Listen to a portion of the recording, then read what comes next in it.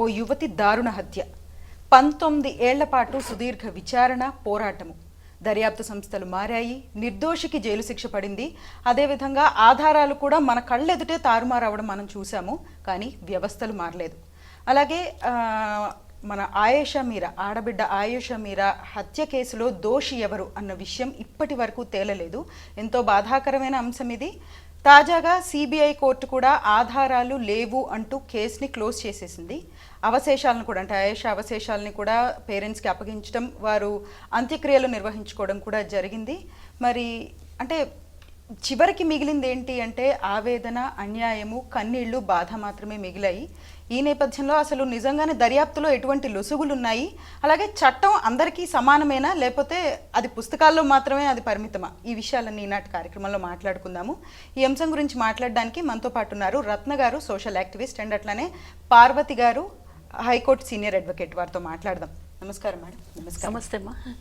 మొదటగా పార్వతి గారు, మీతో మొదలు పెడదాము. అసలు అంటే ఈ మధ్య కాలంలో ఎక్కువగా వినిపిస్తున్న ఒక మాట, న్యాయం జరగట్లేదు, పేదవారికి న్యాయం జరగటం లేదు అనే మాట ఎక్కువగా వినిపిస్తోంది. మనకి ప్రత్యూష మొన్న వర్డిక్ట్లో కూడా సుప్రీంకోర్టులో జరిగినప్పుడు ప్రత్యూష మదర్ కూడా ఇదే మాట మాట్లాడారు. ఇప్పుడు కూడా మేము మైనారిటీస్, లేకపోతే మేము పేదవారం కాబట్టే మాకు అన్యాయం జరిగింది అన్నట్టు మన ఆయేషా మీరా మదర్ మాట్లాడడం జరిగింది. దీని మీద అంటే ఏం చెప్తారమ్మా, మీ స్పందన ఏంటి? నిజమేనండి. ఒక రకంగా చూస్తే టోటల్గా మన ఆయేషా మీరా వాళ్ళ మదరు శంషాద్ బేగం గారు అన్నారనమాట, ఇది సిబిఐ టోటల్ ఫెయిల్యూర్ అయింది, సిబిఐ వాళ్ళు కూడా మాకు న్యాయం చేయలేకపోయినారు అని. ఆవిడ దాదాపు 18 సంవత్సరాల పాటు విశ్రాంతి లేనటువంటి న్యాయ పోరాటం చేశారు. వీరందరూ కూడా, విష్ణుప్రియ గారు, ఈ ఆయేషా మీరా ఫ్యామిలీ కానివ్వండి, ప్రత్యూష ఫ్యామిలీ కానివ్వండి, వీళ్ళందరూ కూడా మధ్య తరగతి కుటుంబీకులే అనమాట. పాపం మరి కోర్టుల చుట్టూ తిరుగుతూ వాళ్ళ జీవనోపాధి సరిగ్గా పొందలేక మెంటల్ టెన్షన్కి లోనయ్యి, సమాజంలో ప్రతి ఒక్కళ్ళు కూడా అనుమానాస్పదంగా చూపులకు లోనై వీళ్ళు ఎంత కష్టపడ్డారో మనం ఒకసారి ఆలోచిస్తే, ఆఖరికి ఆ తల్లికి ఏం మిగిలినమ్మా, బిడ్డ అస్థికలు మాత్రమే మిగిలాయి. అసలు వినడానికి, చెప్పడానికే మనకు చాలా బాధగా ఉన్నదన్నమాట.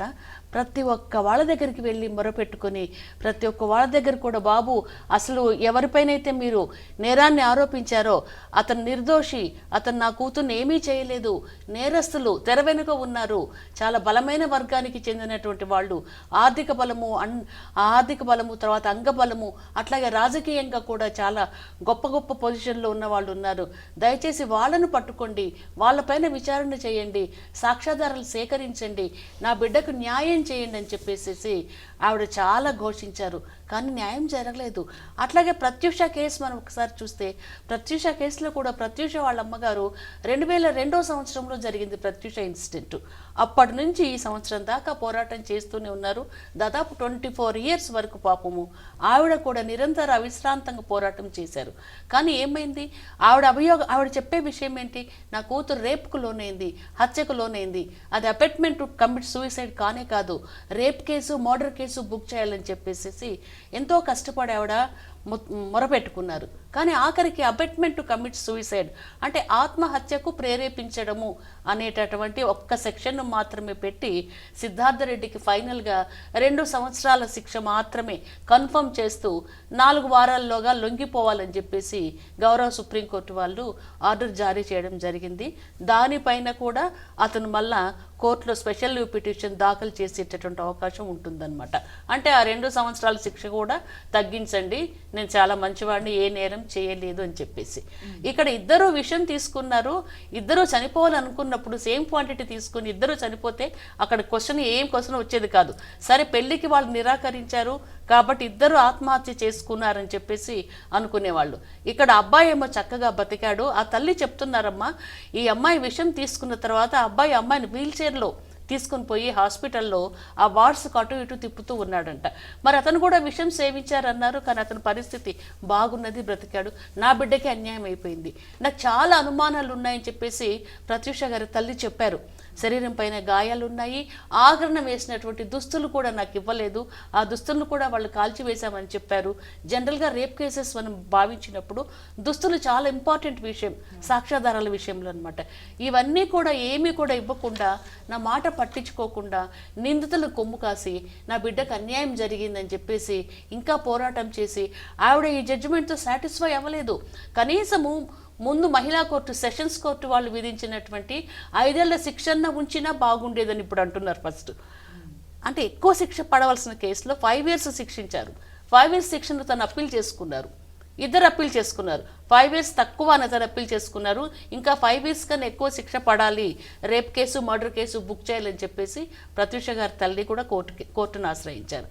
కానీ హైకోర్టు వాళ్ళు క్షుణ్ణంగా అంతా విచారించిన తర్వాత సిబిఐ వాళ్ళనే ఇచ్చేస్తూ మీరు సరిగ్గా సాక్ష్యాధారాలు సేకరించలేదు, దీంట్లో ఫోరెన్సిక్ రిపోర్ట్ ఒక రకంగా చెప్తుంది, పోస్ట్ మార్టం రిపోర్ట్ ఒక రకంగా చెప్తుంది, సాక్ష్యాధారాలు సేకరించి కోర్టు వారి ముందు ఉంచి ప్రాసిక్యూషన్ నడపాల్సినటువంటి బాధ్యత మీదే అని వీళ్ళు కూడా ఆత్మహత్య చేసుకున్నది అనేటటువంటి అభిప్రాయానికి వచ్చేసేసి 5 ఏళ్ల శిక్షను తగ్గించి 2.5 సంవత్సరాలు చేశారు హైకోర్టులో.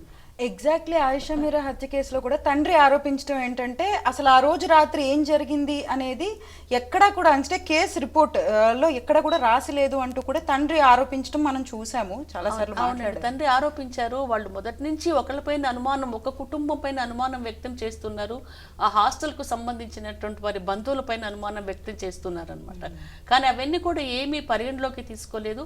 దానికి ఒక కుంటి సాకు ఏంటంటే సాక్ష్యాధారాలు లేవు, లేదా సాక్ష్యాధారాలు ఆల్రెడీ తారుమారు చేశారు, ధ్వంసం చేశారు, ఇప్పుడు మేమేం చేస్తామని చెప్పేసి సిబిఐ వాళ్ళు ఆన్సర్ చెప్పడం జరిగింది. ఇందుకే ఆ తల్లి ఇంకా విసిగి వేసారిపోయి నిన్న కూడా ఆ కేసు క్లోజ్ చేసేటప్పుడు న్యాయమూర్తి గారు అడిగారనమాట, ఏమ్మా దీనిపైన నువ్వు ప్రొటెస్ట్ పిటిషన్ వేసుకుంటావా, అప్పీల్ వేసుకుంటావా అంటే, మేము పేదవాళ్ళమండి, ఇప్పటికీ నేను అలసిపోయినానండి తిరగలేక, ఆర్థికంగా అండదండలు లేవు, మాకు వయసు అయిపోయింది, మా కుటుంబ బాధ్యతలు మాకు ఉన్నాయి, పెద్దవాళ్ళం అయిపోయినామండి, ఇంకా మేము పోరాడలేము తల్లి అని చెప్పేసి ఆ తల్లి కళ్ళనీళ్ళ పర్యంతమైంది. అప్పుడు జడ్జి గారు చెప్పారు, లేదమ్మా మీకు గవర్నమెంటే హెల్ప్ చేస్తుంది ఈ కేసు నడుపుకోవాలంటే.